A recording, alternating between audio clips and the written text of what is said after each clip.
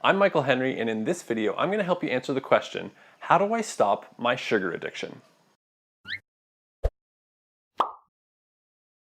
Overcoming sugar cravings isn't as complicated as most people think. In fact, in this video, I'm going to show you 4 simple steps that you can follow and apply today to start reducing your dependency towards sugar.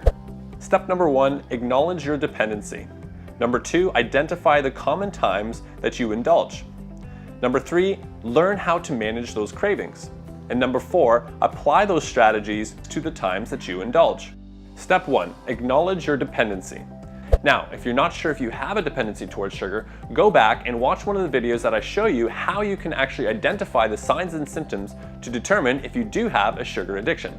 After you've identified that sugar addiction or dependency is something that you need to deal with, the first thing that you need to remember is that it's not your fault. Most of the times when these dependencies or these addictions come up, it's because of the environments or the conditions that we were subjected to over some sort of time frame throughout our life. Now, for you, that could be family traditions, it could be coping with emotions, having stressful upbringing or stressful situations over the last several years, or maybe even just the last several months, and therefore using sugar as that crutch to be able to cope with those types of situations. So once you've acknowledged that you do have a dependency towards sugar, it's really important to acknowledge that it's not your fault and you're not a bad person, and there is definitely something that you can do about it.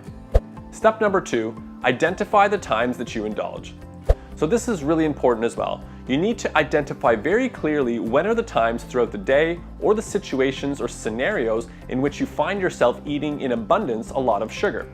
And these types of situations can be things when you're either alone at home, after getting home from work, staying up late at night and finding yourself indulging late in the evening, nostalgic events, Christmas time, Easter, Thanksgiving, moments where there's traditions of actually having lots of sweets and sugary foods around may have a contribution to that sugar dependency.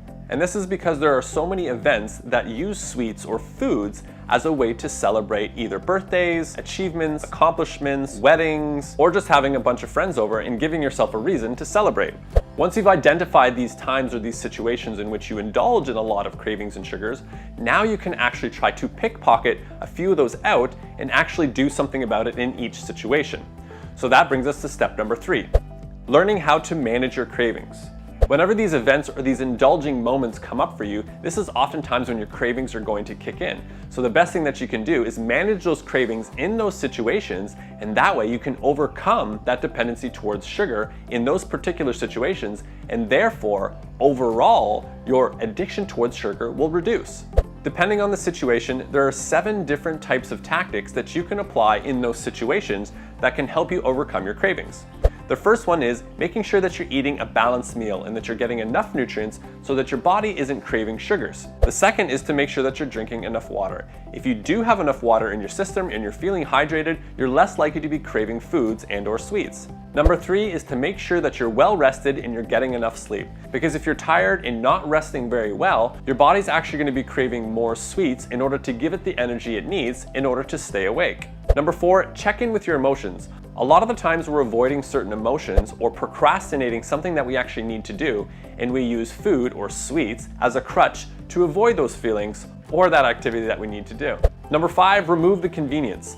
If there are sweets available to you in every single turn, especially in your home, it's going to be really challenging for you to overcome that sugar dependency.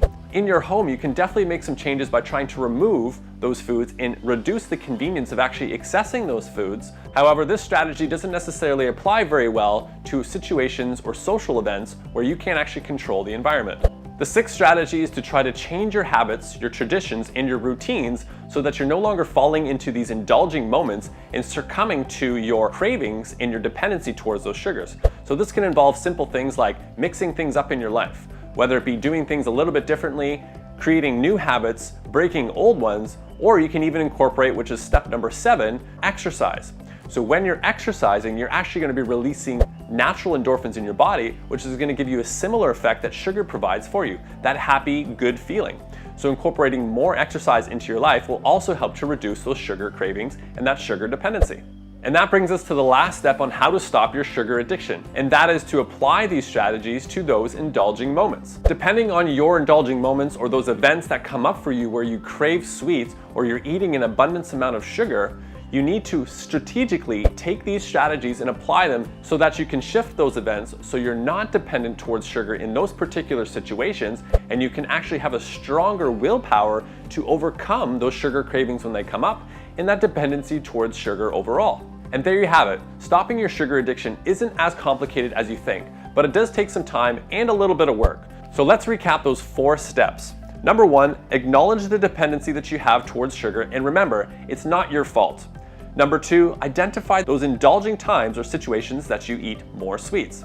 Number 3, learn how to manage your cravings. And then number 4, apply those management strategies to the situations in which you indulge in those sweets. Thanks so much for watching. If you like this video, give it a thumbs up. And if you're new to this channel, click the subscribe button and help us grow this channel as much as possible so that we can help as many people as possible improve the quality of their health and their life.